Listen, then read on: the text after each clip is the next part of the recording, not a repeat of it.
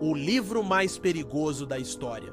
Existem livros que mudam o mundo e outros que o mundo tenta apagar, mas e se um único volume fosse tão perigoso que governos, religiões e sociedades secretas se unissem para destruí-lo? Este não é um conto de ficção, é a história real de um livro tão ameaçador que seu conhecimento foi considerado uma arma. Por séculos, autoridades tentaram eliminar qualquer vestígio dessa obra, perseguindo quem ousasse lê-lo ou divulgá-lo. O que poderia haver em suas páginas para despertar tanto medo? Seriam segredos científicos proibidos, revelações sobre o poder ou algo ainda mais perturbador? Neste vídeo, você vai descobrir por que esse livro foi considerado uma ameaça mortal. Desde sua criação até as tentativas desesperadas de censurá-lo, cada detalhe revela uma batalha pelo controle do conhecimento. Prepare-se para uma jornada que desafia tudo o que você pensa saber sobre o poder das palavras. A verdade é que algumas ideias são tão perigosas que podem sobreviver mesmo quando seus defensores são silenciados. E este livro é a prova definitiva disso. Se você está pronto para conhecer a história por trás da obra mais perseguida da humanidade, continue assistindo. Mas aviso, depois de saber o que esse livro contém, você nunca mais verá o mundo da mesma forma. Tudo começou em uma época em que questionar o status quo era um crime. O livro surgiu entre os séculos XVI e XVII, em um período de intensa repressão religiosa e política. Seu autor, cuja identidade ainda é debatida, possivelmente era um erudito ou herege que desafiava as estruturas de poder da época. Alguns historiadores acreditam que ele era um alquimista, outros um filósofo radical. Independentemente de quem tenha sido, sua intenção era clara: expor verdades que as autoridades não queriam que fossem conhecidas. O manuscrito circulou inicialmente em círculos secretos, copiado à mão e passado de forma discreta entre aqueles que ousavam pensar diferente. Os primeiros registros de sua existência vêm de relatos fragmentados, padres que o mencionaram em sermões como obra diabólica e governantes que ordenaram sua destruição imediata. Mas, como um vírus, suas ideias se espalharam, mesmo sob ameaça de tortura e morte. Curiosamente, não há um consenso sobre onde o livro foi escrito. Alguns dizem que veio da Europa, outros sugerem origens no Oriente Médio ou até mesmo em sociedades secretas dentro da igreja. O que se sabe é que desde o início ele foi tratado como uma bomba relógio intelectual. E o mais assustador, mesmo após séculos de perseguição, cópias dele podem ainda existir escondidas em algum lugar. O que exatamente esse livro continha para ser tão temido? Suas páginas desafiavam dogmas centrais da religião, da ciência e do governo.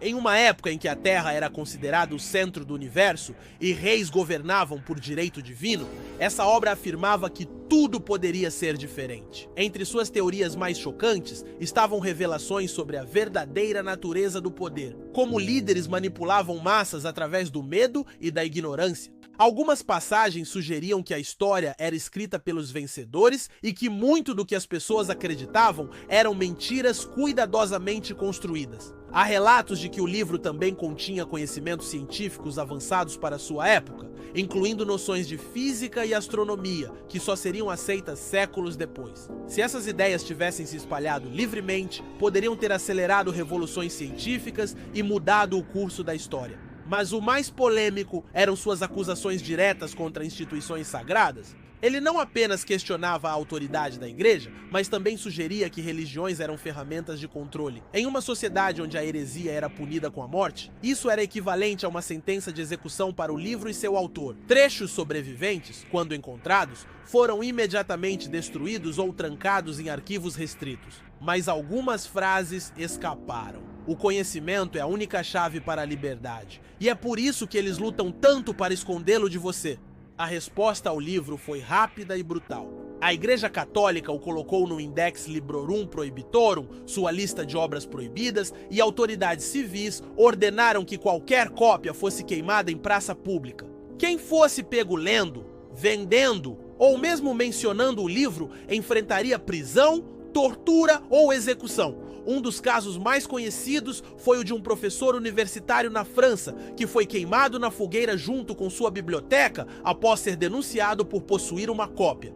seus alunos foram perseguidos e suas famílias exiladas. A mensagem era clara: ninguém estava a salvo. Mas a censura não parou na Idade Média.